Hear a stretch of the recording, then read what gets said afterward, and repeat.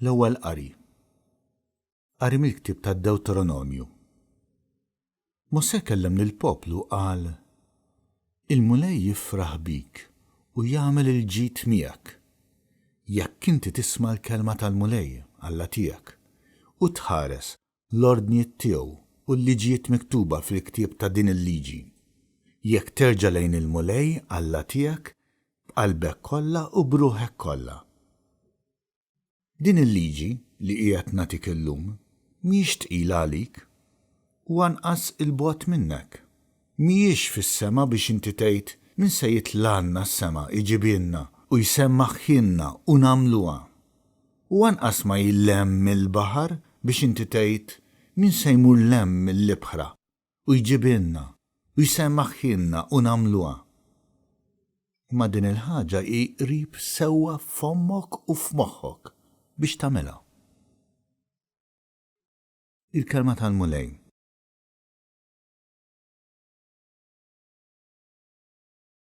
Salm responsorjali. Tagħmlu l-qalb intom li tfittxu lill-Alla. Jien lilek nitlob mulej. Meta jogħġbok, o Alla, weġibni fil-kobor ta' tjubitek u skont il-weda tas-salvazzjoni tiegħek. Weġibni mulej, għax mill-aħjar tjubitek, dur lejja fil-kobor tal-ħniena tiegħek.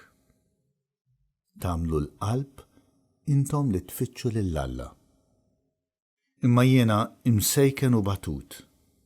Terfani o Alla s-salvazzjoni tiegħek. Infaħħar l-isem ta' Alla blana. Inkabru bana taratti l-ħajr. Tagħmlu l-qalb intom li tfittxu lill-Alla. Hekk jaraw l-imsejkna u jifirħu. U tagħmlu l-qalb intom li tfittxu lill-Alla. Għax jisma' l-fqajrin il-mulej, ma jistmex l-imjasrin tiegħu. Tagħmlu l-qalb intom li tfittxu lill-Alla. Għax Alla jsalva l-Sion u jibni l-bliet ta' Ġuda. U huma jerġgħu lura u jagħmru fiha. Jirtu awliet il-qaddejja tiegħu, dawk li jħobbu lill-ismu joqogħdu fiha. Tagħmlu l-qalb intom li tfittxu lill-Alla.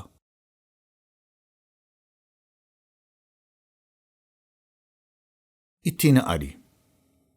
Qari mill-ittra ta' San Pawl Apostol Kolossin. Ħuti, Kristu iġbija ta' Alla li ma jidirx, il-kbir fost il-ħlejjaq kollha. Għax fih kien maħluq kollox fis-sema u fl-art, dak kollu li jidher u dak kollu li ma jidirx. Troni u ħakmiet, prinċipati u setat. Kollox bih u għalih kien maħluq, u li hu qabel kollox u kollox fih qiegħed iżomm. U ir-ras tal-ġisem li hu l-Knisja. U li hu l-bidu, il-kbir li qam mill-imwiet, sabiex ikun hu l-ewwel f'kollox. Hekk Alla oġbu li tammar fih il-milja kollha. Bih Alla oġbu jerġa' jħabbeb kollox miegħu. Bid-demm tiegħu imxeret fuq is-salib, ġieb is-sliem permezz tiegħu fis-sema u fl-art. Il-kelma tal-mulej.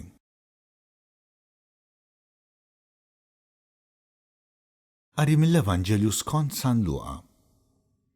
F'dak iż-żmien iqum wieħed għaref fil-liġi u biex iġarrab lil Ġesu staqsih: Mgħallem, x'nagħmel biex niret il-ħajja ta' dejjem? Qallu Ġesu: Fil-liġi x'hemm miktub? Inti x'taqra fiha? U dak wieġeb: Int għandek tħobb il-mulej Alla tiegħek b'qalbek kollha, b'ruħek kollha, bil-qawwa tiegħek kollha u b'moħħok kollu, u lill-proxmu tiegħek bħalek innifsek. Qallu Ġesu: Sewwa weġibt, għamel hekk u tgħix. Iżda dak biex juri li kellu raġun qal lil Ġesu: U l-proxmu tiegħi minnu?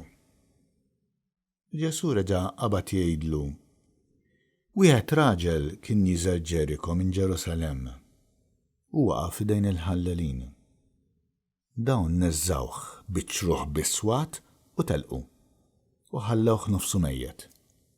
Inserta kien jiżel qassis minn dik it-triq u rah.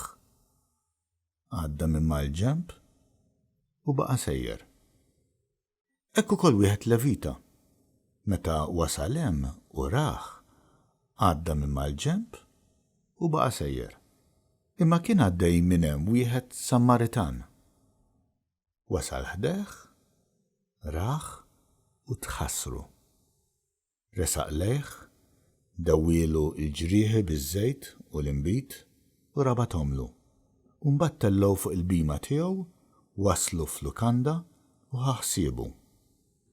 L-għada ħareġ biċtejn flus tom lil tal-lukanda u qallu ħoħsiebu. Jekk tonfoq xi ħaġa iżjed, irroddilek jien meta nerġa' ngħaddi.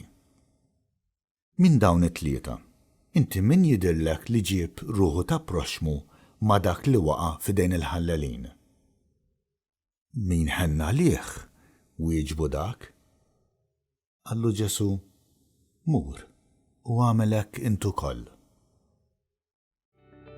Il-kelma tal-mulej.